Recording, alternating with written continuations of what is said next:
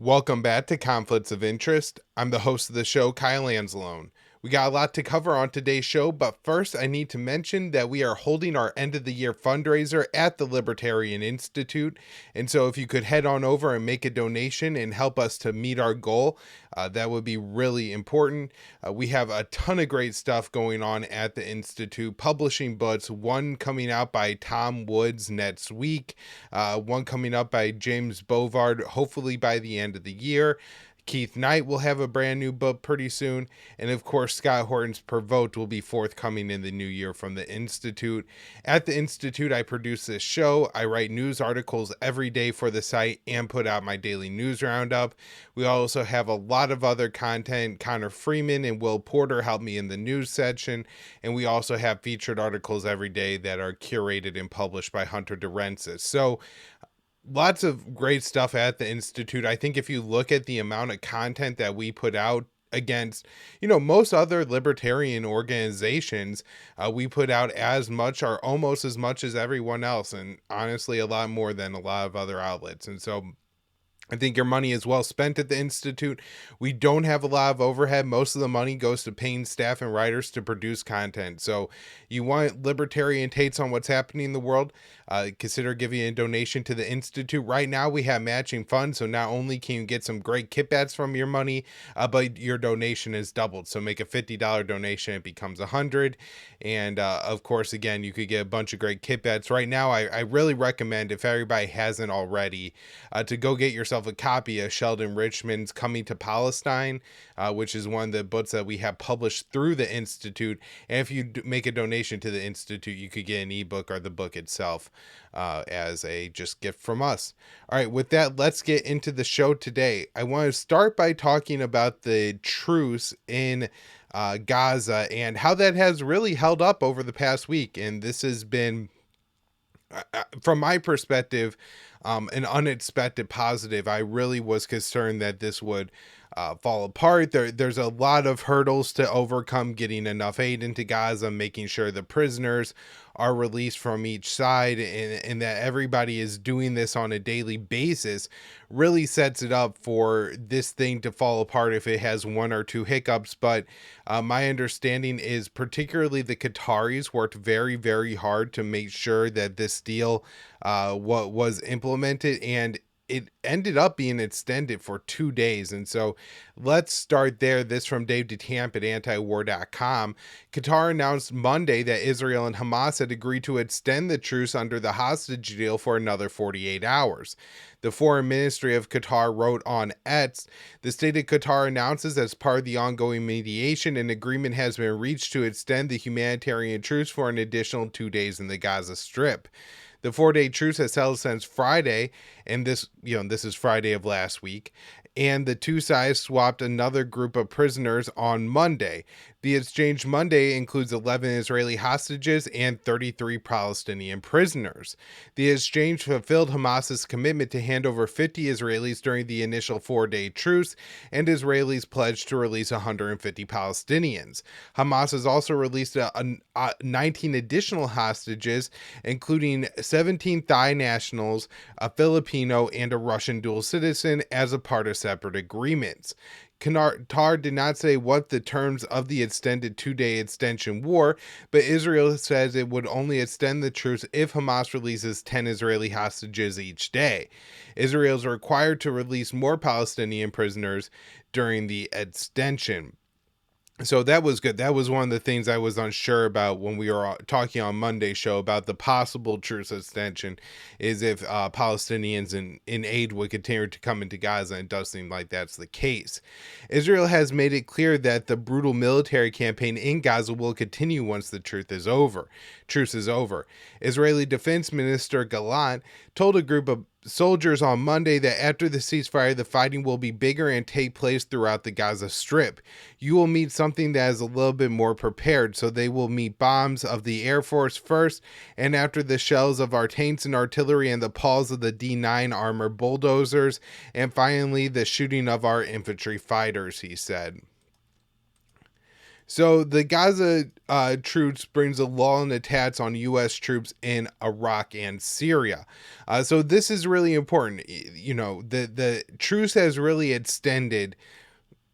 I guess the Houthis in Yemen may not be abiding by it, but essentially everybody else in the region seems to be. So, Gaza Truce brings lull in attacks on U.S. troops in Iraq and Syria. This from Day to Camp, November 27th.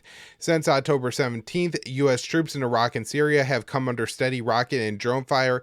At least 73 attacks have been carried out on U.S. bases in the two countries, but they have stopped since the truce between Israel and Hamas to facilitate the hostage deal came into effect on Friday. According to Reuters, some of Iraq's leading Shia militias behind the attacks on U.S. forces, including Kataib Hezbollah, have said that they would abide by the ceasefire, but the militias have signaled that their attacks could resume on once Israel resumes its operations in Gaza. The Iraqi government has condemned both the attacks on U.S. troops and the recent U.S. airstrikes in Gaza that Kataib Hezbollah said killed 10 of its fighters. The Iraqi government is warning that without a durable ceasefire in Gaza, the war will likely expand into a regional conflict. A foreign affairs advisor to the Iraqi president said the entire region is on the verge of a devastating conflict that may include everyone, and the extent of the expansion or how it could control and stop is not known. For these reasons, we see the ceasefire and the conflict as beneficial and important at this stage for the people of Palestine and Gaza first, and for all the countries in the region, including Iraq. Israel and Hamas have agreed to extend the truce for another 2 days into Tuesday and Wednesday, but Israeli officials are warning their operations will be even bigger once the fighting resumes. So, the latest update on this is Secretary of State Antony Blinken will travel to Israel on Thursday in an attempt to extend the truce. And so, as I got up this morning and started looking at the news, I did not see any indication that the fighting had resumed. Although we are probably coming up on, as I am recording this show, the official deadline for that truce to end. Now, it doesn't have to end right on the dot. You know, both of sides can choose to just not go back to fighting right away and try to, allow for this fertile time of diplomacy to continue in hopes that something can be, undone or done in the next few hours to extend this truce even further. So, Secretary of State Antony Blinken said about his coming trip to Israel on Thursday, which is today, the day the show is coming out. So he's probably already in Israel now. He said, "We'll discuss with Israel how it can be achieved its objectives of ensuring that a terrorist attack of October 7th can never happen again, while sustaining an increase in humanitarian assistance and minimizing further suffering and casualties among the Palestinian civilians. We'll keep our efforts in place to prevent this conflict from spreading, and will remain focused on enabling the safe departure of American citizens and other foreign nationals from Gaza." The State Department spokesperson Matthew Miller said Blinken will discuss Israel's right to defend itself consistent with international humanitarian law, as well as continued efforts to secure the release of remaining hostages, protect civilian life during Israel's operations in Gaza, and accelerate humanitarian assistance to civilians in Gaza. Additionally, CIA Director William Burns is in Qatar participating in discussions on expanding the hostage release deal. And I believe that it's not just Burns, but also the Mossad chief is also in Qatar at the same time. Senior American officials who visited Israel last week explicitly warned that the finance minister Smotrich's attempts to sabotage the Palestinian Authority could lead to a second front opening in the West Bank. And so we'll have more on this later because Dave has a new article out about some of Smotrich's remarks, but I just thought this was all in a Politico article, so I included it in this Eds post here just because I thought it was really important that, the American officials are concerned that Israel is going to push so far in the West Bank that it essentially opens up a second front of war with the Palestinians. Now, the West Bank, in the arms that the Palestinians have in the West Bank, there is like the Lion's Den that operate in the Jenin refugee camp, but those groups are not Hamas. And so Although at the same time, I guess there probably is less of a barrier between Palestinians and Israelis in the West Bank. So maybe the U.S. is worrying about another terrorist type attack if the Israelis push too far there. I'm not really sure, but I thought that was interesting and important. Just wanted to bring it up to you guys. All right, next up here, we have a very interesting tweet from Joe Biden. It's from November 28th. It said, Hamas unleashed a terrorist attack because they fear nothing more than Israelis and Palestinians living side by side in peace. To continue down the path of terror, violence, killing, and war is to give Hamas what they want, what they seek. We cannot do that.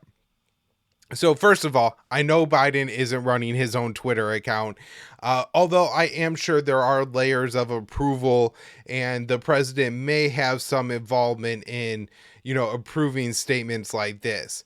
So, to post here, to continue down the path of terror, violence, killing, and war is to give Hamas what they seek. We can't do that, would seem to almost suggest that Joe Biden is calling for a ceasefire. Now, I don't think that's actually what's going on here, but it is interesting. Of course, the responses that were invoked by this is important because we've had multiple officials come out and say, no, we're not conditioning A, we're not calling for a ceasefire. That's not what this tweet was about.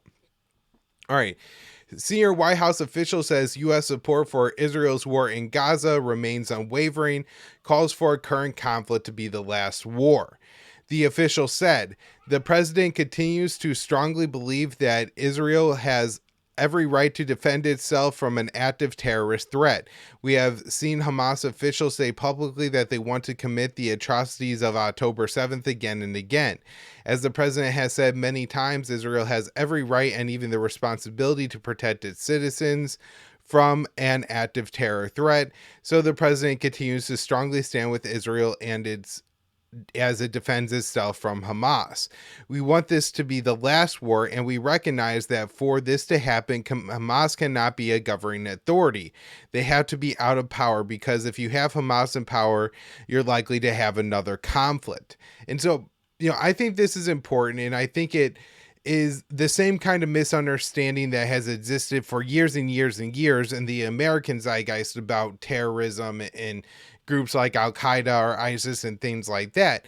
And, the idea is that you could bomb and go to war with these groups and eliminate them from existence in that way.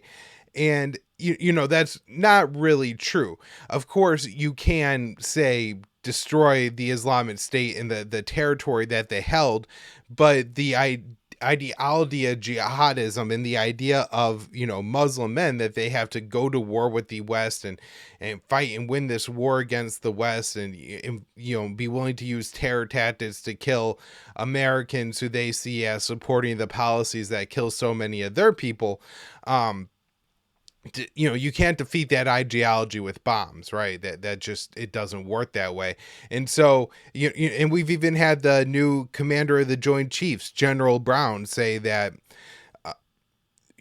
for every Palestinian that you kill, you create more members of Hamas. And even if the new group isn't named Hamas, you're talking about that same ideology that's going to form and fester because of the oppression of the Palestinians and this massive killing campaign that Israel has enacted on them since October 7th. The official issued a clarification to a tweet from the Joe Biden Twitter account that we just talked about. And he said that he meant we can't lose our hope for peace ultimately in the region, that it's still incredibly important that we continue to lay the groundwork for and create conditions for a lasting peace that involves a two-state solution. We want the pause to continue for as long as possible because we want as many hostages to get out. But once that's done, we recognize that Israel has every right to defend itself. And so, this was really about making sure nobody took too much from that tweet. And I think it's basically Biden, and we've talked about this on the show in the past, that we've even had statements from Biden administration officials saying that this could get really ugly in Gaza. And so we want to be sure we hedge our language a little bit here and there. All right, so Biden told Netanyahu that Israeli operations in South Gaza should be more restrained. This was a scoop from Axios, which seems to have some pretty good sources in Israel, and particularly Barak Ravid, one of their reporters there, seems to do a very good job of speaking with American and Israeli officials and getting stories like this. So I tend to think that this is probably pretty good. According to Axios, President Biden told Israeli Prime Minister Benjamin Netanyahu last Sunday that he is concerned about a possible Israeli military operation in southern Gaza after the current pause in fighting ends, according to two U.S. officials. The Biden administration is extremely worried that an Israeli operation in the southern Gaza Strip, where 2 million Palestinians are concentrated, will lead to significantly more civilian casualties and deepen the humanitarian crisis in the enclave. And then U.S. and Israeli officials had two similar conversations in recent days, and one was between Secretary of Defense Lloyd Austin and his Israeli counterpart, the Israeli Defense Minister Gallant. Netanyahu told Biden an operation in South Gaza is necessary to achieve Israel's goals of destroying Hamas, and the Israeli public won't accept stopping the military operation now, two U.S. and Israeli officials said. So it's interesting that, again, we had the Biden administration voicing this concern to Israel. Maybe they want Israel to be a little bit more constrained. But I want to be clear here that there is no interest in placing any conditions on the aid that the U.S. sends Israel, the military aid and the weapons that the U.S. sends Israel, which is essentially what would have to happen if the U.S. really wanted to rein in what Israel was doing. So this from DataCamp, antiwar.com. Senate Minority Leader Mitch McConnell, a Republican from Kentucky, on Tuesday dismissed growing calls for condition on military aid to Israel, calling them, quote, ridiculous, as Israel has been killing his civilians at a historic pace in Gaza.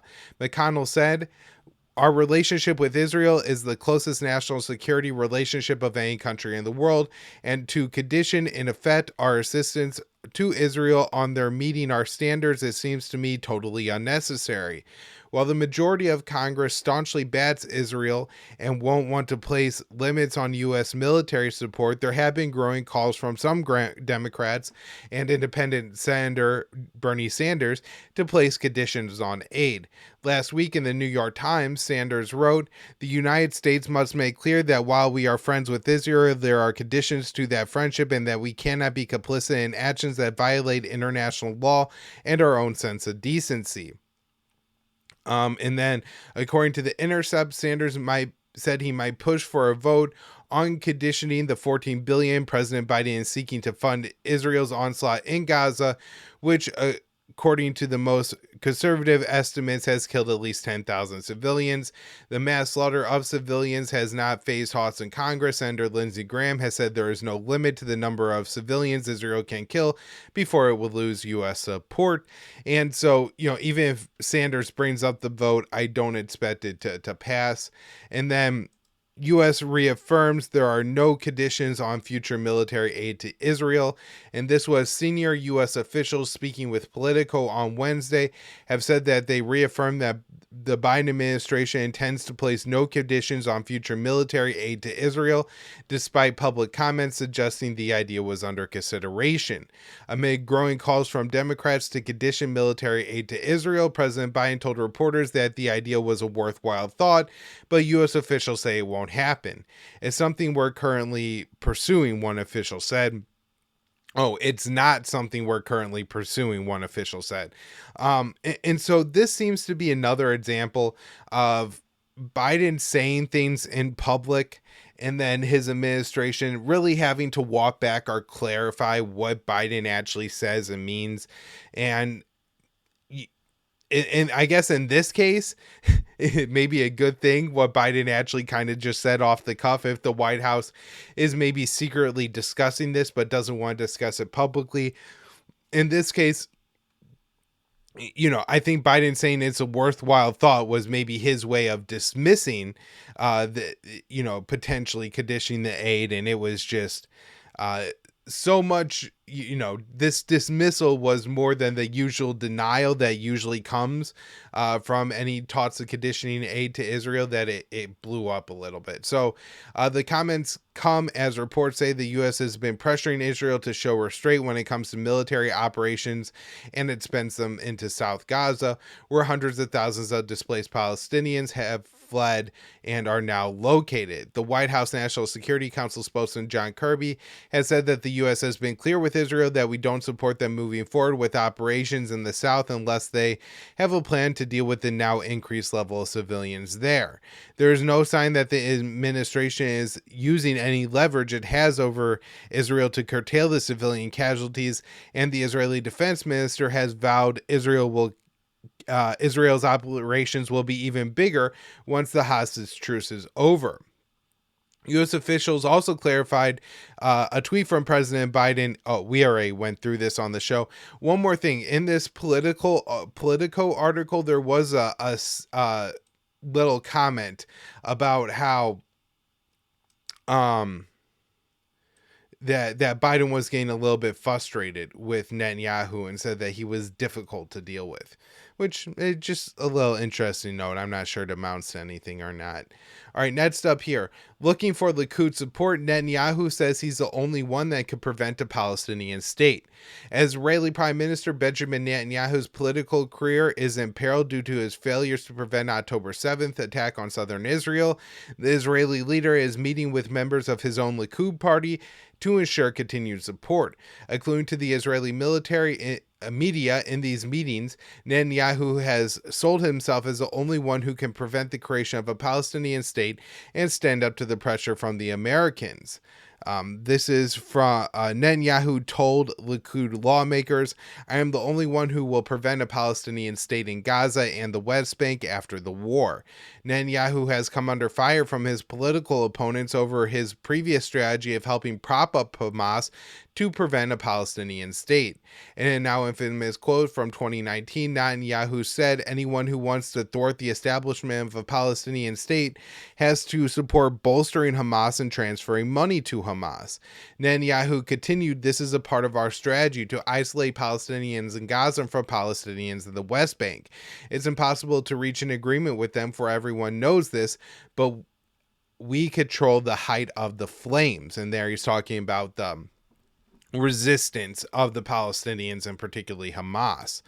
So President Biden has said that he wants to see an effort towards a two-state solution if Israel is successful in rooting out Hamas, but the U.S. has placed no conditions on its military support for the war, and Biden and his top aides have also said that Israel can't control Gaza after the war, an idea that Netanyahu has publicly rejected.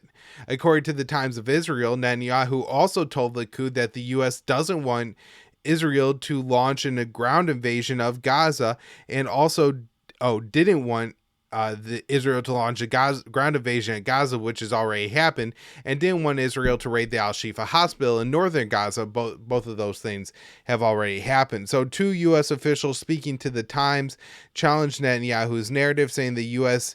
didn't actually oppose the U.S. military operations in those areas, but just expressed concern about them.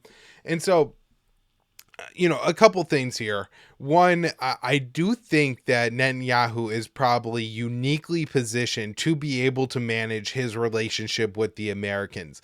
And not just because Joe Biden and Netanyahu and Antony Blinken eat out of Netanyahu's hand in that he has a lot of sway over these men, but I think Netanyahu really does understand American politics, and that has been a real asset to Tel Aviv. And not to praise Netanyahu too much, I'm not saying that this makes him a great man or anything like that, but as far as him being able to achieve his goals in Israel, certainly seems like he's been able to do so with these actions.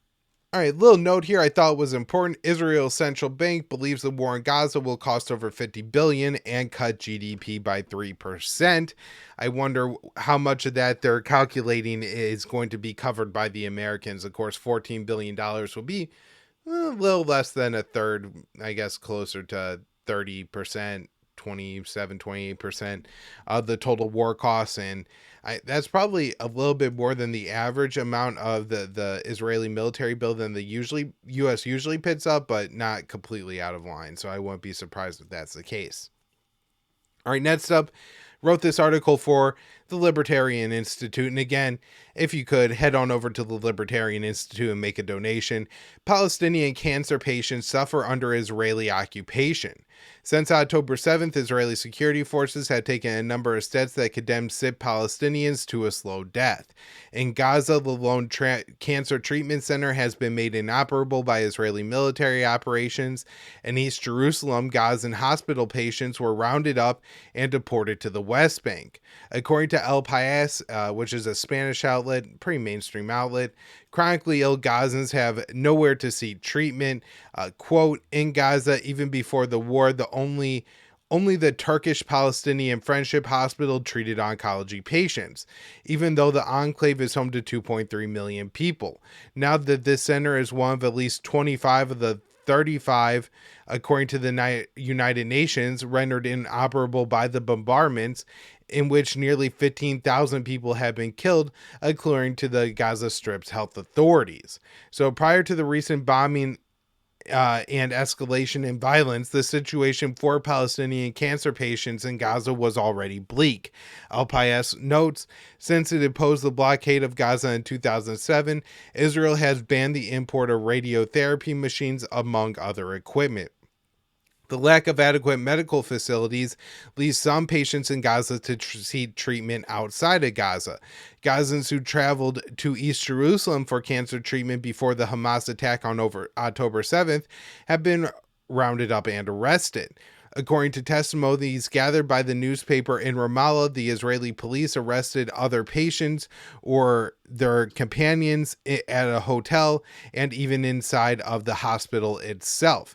The outlet reported after being questioned, the Israeli police took them to a checkpoint and expelled them into the West Bank. And so if you look at a map, East Jerusalem really is a part of the West Bank, but Israel treats it as two separate regions. And so, there's checkpoints between the two. You can't just walk back and forth. And there's this very important hospital, the Makasast, I'm probably pronouncing that wrong, hospital in East Jerusalem, where they do these advanced therapies, cancer treatments, especially for children and things like that. And all the Gazans that were at this hospital or at a hotel associated with this hospital so they could get treatment have been arrested and then expelled into the West Bank, and they can't get back into East Jerusalem, and the hospitals in the West Bank don't have the kind of care they need. So a spokesperson for the Physicians for Human Rights described the raid on the hospital in East Jerusalem. When they raided the hospital, the police did not warn the management that they were coming to check on these people allegedly in an irregular situation. They simply sealed the entrance doors, busted into the hospital, and violently detained 11 even elderly women accompanying their children and interrogated health personnel. This is unacceptable. These people had nowhere to go because they could not return back to Gaza. Some of the detained patients some of the detainees were patients who were accompanying their sick children, so the children were left alone in the hospital. It's just can't even imagine doing that to children with cancer, right? To abuse them, to scare them with a police raid like this. This is a hard story to write, I gotta say. One patient may have lost his only chance of surviving colon cancer. He's in his early 20s, and on October 9th, he was arrested by Israeli police, beaten, and expelled from East Jerusalem into the West Bank. He was not allowed to receive his medical records, and the West Bank does not have a medical facility where he can obtain treatment. So, I mean, just the worst way you could kill somebody, taking away their medical treatment. All right. Next up here, U.S. has provided Israel with 70,000 weapons since 1950. This was a little study put together by Axios and Sperry. That's the Stockholm Institute for Weapons Tracking. And they say that 70,000 weapons since 1950. Most of the weapons are missiles and other munitions. JDAMs have been the most common weapons sent to Israel over the past 30 years. The U.S. has also sent Israel tanks and fighter jets. Tel Aviv has used the weapons to enforce its apartheid system over the Palestinians. Washington has refused to place conditions on the arms it sends to Israel. All right, I believe this is my last story on the Gaza situation here. Israeli minister in charge of West Bank says territory is home to 2 million Nazis. So this is Smotrich. He is an extremist Israeli finance minister who has been given sweeping powers over the West Bank. And he says that the occupied territory is home to 2 million Nazis, referring to part of the Palestinian population. It's estimated that around 3 million Palestinians live in the West Bank. The Times of Israel reported that Smotrich made the comments in an apparent reference to two polls that found that 2/3 of West Bank Palestinians support the October 7th Hamas attack on southern Israel. However, the polls that were referenced survey Palestinians both living in Gaza and the West Bank. The polls came after weeks of Israeli brutal bombing campaign and the ground incursion into Gaza, as well as a significant uptick against violence of Palestinians in the West Bank. And so, this poll is really being exploited here to say, oh, hey, look how crazy and radical that these Palestinians are. See that we can't trust them. In fact, these 2 million people that live in the West Bank, of the 3 million, they're all Nazis, and this is a real problem. So he's misrepresenting a misleading poll to demonize a group of marginalized people. This is really dangerous. So, of course, he is the leader of the religious Zionism party, and he also referenced Nazis in the West Bank in comments made on X in response to a Fatah official saying the October 7th Hamas attack didn't happen in a vacuum. Smolcher said, a reminder of those who have not yet sobered up to think that Nazis in Judea and Samaria are different from the Nazis in Gaza. And I mean, if you look at how they're treating the Gazans, this is pretty concerning. This guy has a lot of power in Israel, and he does not like the Palestinians. All right, Senator Rand Paul to force vote on Syria withdrawal. Senator Paul is planning to force a vote on a resolution he introduced to withdraw all U.S. troops from Syria, as U.S. bases in the country have come under frequent attack since mid-October. Paul introduced the resolution on November 15th, and it would order the removal of approximately 900 U.S. troops stationed in Syria within 30 days, unless President Biden receives an authorization from Congress. Sources told Responsible Safecraft that the vote could happen as early as next week. Representative Matt Gaetz from Florida introduced a similar resolution in the House earlier this week, which failed on a vote of 103 to 321. According to the Pentagon, there have been at least 73 attacks on U.S. soldiers in Iraq and Syria over the 30, and including over 30 in Gaza. The attacks started on October 17th in response to President Biden's support for the Israeli onslaught in Gaza. The U.S. has conducted several rounds of airstrikes in response, which have killed at least 15 people, according to U.S. officials.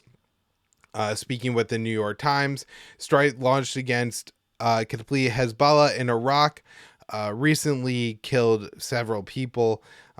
So there has been a lull on attacks since the Israel-Hamas truce went into effect on Friday, but complete Hezbollah and other Shia militias has signaled that they will resume once the pause in Gaza is over. And so it would be great if this passes, of course. I don't have much hope that it will, but look, Gates's vote was 103 to 321. So, gaining momentum here, and it may take several rounds of votes, but eventually maybe we could have Congress order our president to bring our troops home from Syria. All right, so the U.S. military says it thwarted a ship hijacking in the Gulf of Aden near Somalia. This apparently was not a Houthi attempt to steal this ship. It apparently was a Somali attempt. No idea if these were associated with any particular militant group in Somalia. The USS Mason says it was able to intercept and detain the people who, the 5 armed individuals who attempted to first seize the ship. I think this is the Central Park. It's a chemical shipping ship. And once they weren't going to take it or saw the American warship, they attempted to flee, and then they were taken. Apparently, though, the Houthi did launch a couple of ballistic missiles at the USS Mason, but it didn't land anywhere near the U.S. warship. So who knows that I guess that they're really launched at the U.S., but that does seem to be the case. And then we have the USS Canary, a Navy destroyer, saying that it downed a Houthi drone that it deemed to be a threat and shot it down from the southern Red Sea. No damage, no injuries reported there. All right, 2 more stories here before we wrap up for the day. This one I wrote for the Libertarian Institute. North Korea begins remilitarizing border with South Korea. According to the South Korean Defense Ministry, North Korean soldiers have begun rebuilding military posts along the border. In recent weeks, the relationship between North and South Korea took a further nosedive. First, Seoul announced it would partly suspend its participation in a 2018 agreement that demilitarized the border, splitting Korea. Pyongyang announced its full withdrawal from the deal in response. So on Monday, the South Korean Defense Ministry released photos showing some North Korean soldiers with arms and others building outposts along the DMZ. Pyongyang destroyed the outposts previously during a period of warming relations with South Korea, North Korea, and the U.S. under the Donald Trump administration. Since President Joe Biden took office, the U.S. has walked away from diplomacy with North Korean Supreme Leader Kim Jong-un, further escalating tensions. Biden has ordered the U.S. to restart live-fire war games with Seoul on the Korean Peninsula. Pyongyang views these military drills as preparation for regime change in North Korea. Additionally, Biden has deployed nuclear-capable weapon systems and worked to develop trilateral ties with South Korea and Japan. North Korea has responded to the increased threats from Washington and Seoul by conducting a series of missile tests and satellite launches. Last week, Pyongyang announced its first military surveillance satellite was in orbit. North Korean state media reported that Kim had been able to view images of Western military facilities in the region with photos taken by the space-based information gathering technology. Now, let me say, from what I've seen of the photos released, they're nothing. They are taking pictures of the White House that you could get better pictures of by just going to Google right now and Googling White House photo from above. So the internet would benefit the North Korean intelligence probably far more than this surveillance satellite will. Seoul responded to the satellite by announcing it would partially withdraw from a 2018 agreement that reduced military activity on the Korean Peninsula. The South Korean military said it would resume surveillance operations along the demilitarized zone. In reaction to South Korea walking back its commitments to the pact, North Korea stated it would completely leave the deal. The photos released by the South Korean military show North Korean soldiers at outposts along the DMZ that were prohibited by the 2018 agreement. All right, last up here, this one will be quick. The U.S. threatens to reimpose sanctions on Venezuela if American actions are not met this week. The deadline is today on Thursday, so I really just want to bring this up and mention it. The U.S. curbed sanctions on Venezuelan oil and gold exports, and that's good for the Venezuelan people. Of course, more money coming into the country means less oppression. Now, there probably needs to be like real sweeping sanctions relief to really help the people. A lot of the North Korean or Venezuelan infrastructure was built with Western technology. So some of their power plants, are Siemens technology, and I think it's a German company. And so they have, enforced and participate in the American sanctions on North Korea. So when parts break in their power plants, they can't go to the manufacturer and get the new parts. And, this creates a lot of time, energy, money issues, and, means that sometimes there's blackouts and things like that and suffering on the Venezuelan people. So hopefully more sanctions relief in the future, and this could get worked out. The White House says that Venezuela must begin to release American hostages currently detained in the country. I think there's 3 people in Venezuela that the White House labels as unfairly detained. And they also say Maduro must set a timeline for presidential elections next year. Not sure how this is all going to go. Probably have another update on this next week.